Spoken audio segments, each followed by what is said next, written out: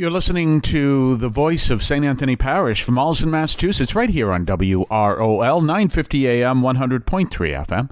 And you can also hear us at CatholicAudiomedia.com. That's CatholicAudiomedia.com. And if you're coming to our program for the very first time, we're glad you are here as we prepare for Christmas. And by the way, if you are a regular listener to our program, we're glad you're here as well. We're going to talk in the middle of the program about ways you can let us know that you are listening, and that also we ask you to spread the word and let people know. It is, in fact, Tuesday of the fourth week of Advent, and we're going to cover a unique subject this week, which you may not think is a Christmas subject, and in fact, it is and it isn't. It really isn't, actually, but it's something that may pop up while you are at any kind of Christmas event or anything along those lines.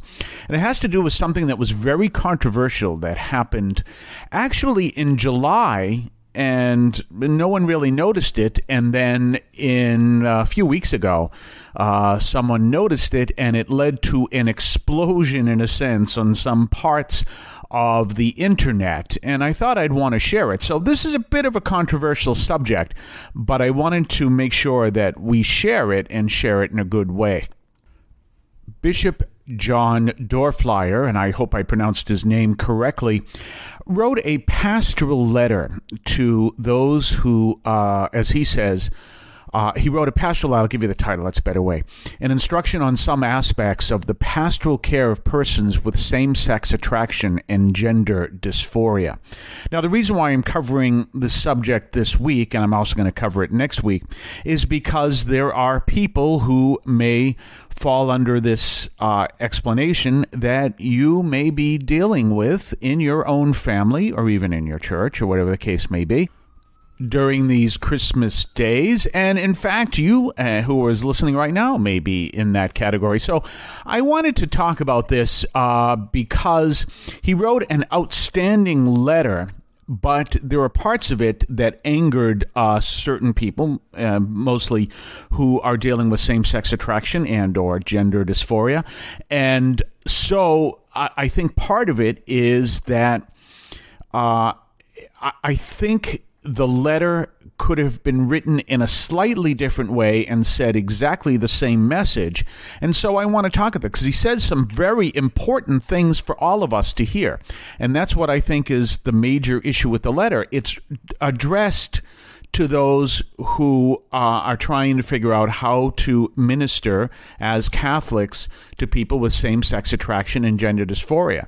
Had he taken that element out and said, this is the way we deal with all kinds of people, with all people actually, he would have been more correct. But what's happened is people with same-sex attraction and or gender dysphoria have said he's singling us out and he's pushing us aside. But if you look what he actually says, you can realize that this really should be written as a general pastoral letter of how to deal with pastoral issues to all kinds of people. So I thought it was an excellent point to bring out with this letter. And what I'm going to do is I'm going to talk about the positive elements of the letter. And then next week, we're going to talk about the negative elements, or the elements of the letter that people perceive as negative, and kind of talk about those.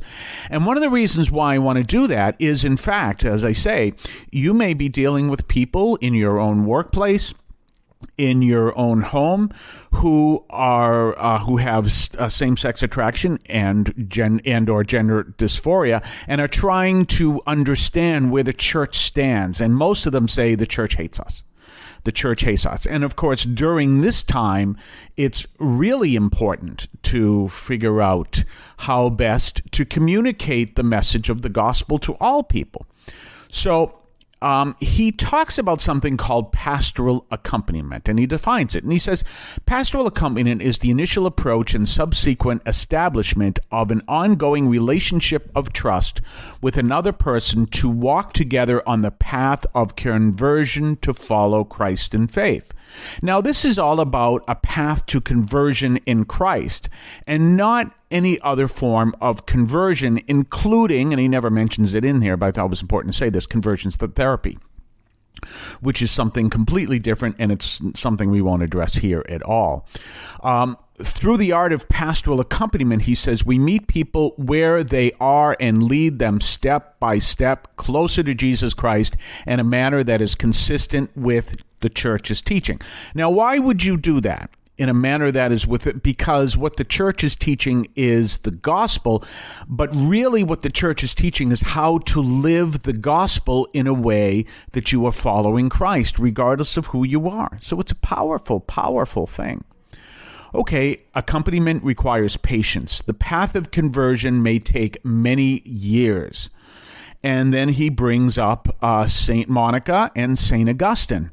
St. Monica was trying for years to convert her son to Christianity, to Catholicism. Well, it would be Christianity at the time. It would be Catholicism at the time, but there weren't other forms of Christianity. And a common error is to, here we go, force conversion according to a set timeline on another person. So right away, he says, this is what we're doing. This is how we minister to other people, and we don't force conversion upon them. We seek in patience to let them know where the Lord calls them. So meet them where they are and lead them to where Christ is calling them. And we meet them where they are because we're calling them to realize that Christ meets them where they are. And Christ is calling them to a place that is consistent with church's teaching. And we're going to take a quick break. You're listening to the voice of St. Anthony Parish from Allston, Massachusetts, right here on WROL, 950 AM, 100.3 FM. And you can also hear us at CatholicAudiomedia.com. That's CatholicAudiomedia.com. We'll be right back right after this. We are presently in the process of evaluating the effectiveness of our programming for our mission at St. Anthony Parish in Allston, Massachusetts. In a few weeks, we have to decide whether to renew our contract for another year. So we need your feedback. Are these programs helping you become stronger in your faith? Have these programs affected your relationship with Christ? Please send any comment to us through CatholicAudiomedia.com/contact. That's CatholicAudiomedia.com/contact. You may also call us using the number listed there, 617-297-7452. That's 617-297-7452. You can even write to us at St. Anthony Parish, 43 Holton Street, Allston, Massachusetts, 02134. That's St. Anthony Parish, 43 Holton Street, Allston, Massachusetts, 02134. Every comment will be evaluated as we make the decision whether to renew for a new year. And don't forget our website, CatholicAudiomedia.com, as you heard, CatholicAudiomedia.com, where you can also check out the archives of the show, check out our Substack newsletter. You can listen to the archives of the show. You can check out the videos we have there, especially from Father Adriano Zandana, and all kinds of things over there at CatholicAudiomedia.com. That's CatholicAudiomedia.com. So anyway, we're talking in this very special time about this letter that has some powerful things to say. Now, the end of it really angered a lot of people, and we're going to discuss that next week. But what we want to discuss this week is some of the powerful things he said, that if people knew that he said this, they'd realize, oh, wow, this is something people need to hear. He brings out that conversion rarely happens in an instant. And he talks about how it took time for St. Augustine to be converted. And then he talks about the woman who met Jesus, the Samaritan woman.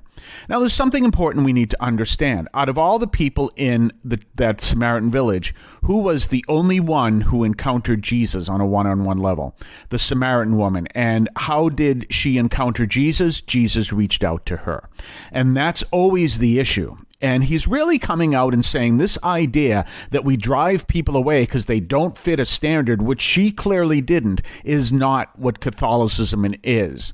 He adds, as Zacchaeus is very similar. He too is someone who Jesus reached out to on a one-on-one basis, and that person leads him back. So we look at this and we see this powerful understanding that Jesus reaches out to those people who were ostracized by others because they didn't fit the way they should be. And so he says this pastoral accompaniment is doing exactly the same thing. He says this, and here it is important. This is so important. This is key. All right, are we ready? To accompany others, it is insufficient merely to state the church's teaching. We have to live the gospel. We have to embody Christ to others. To accompany others, it is insufficient merely to state the church's teaching.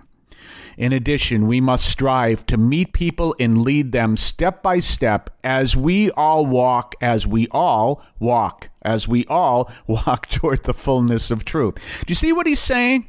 There are plenty of people who will cite church teaching and they will condemn others because this is what the church teaches, and he makes clear, no, that is not how you minister to other people.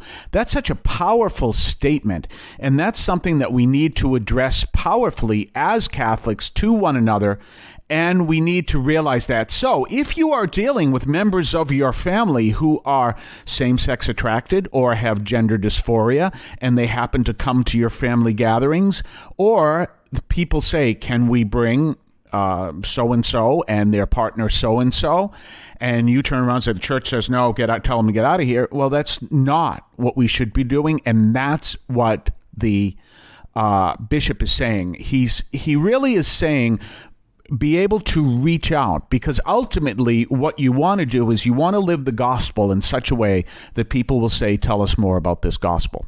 Or people will say, I want to know who Christ is. And the most important thing people can do, and this is something that isn't communicated well, is to pray. If you teach people very simply to go into their room and just ask the Lord to be with them and to lead them where he's calling them so that they can be everything he's created them to be, then you have done something powerful that is intense on how to lead people to become the holy people that all of us are called at baptism. If you turn around and say, well, this is what the Bible teaches and what you're doing is wrong, bam, you are not doing what we're called to do. And you know what? That's what the bishop points out. Real stuff, really there, real stuff. And I want you to know how powerful that is. And a lot of people don't see that. They passed over that. So we're going to talk about the stuff they don't like next week, but I want to talk about this positive stuff that's really important. And this applies to everyone. So we shouldn't just focus on people with same-sex attraction and gender dysphoria. We'll talk more tomorrow. Have a blessed day. In Cristo vivimos.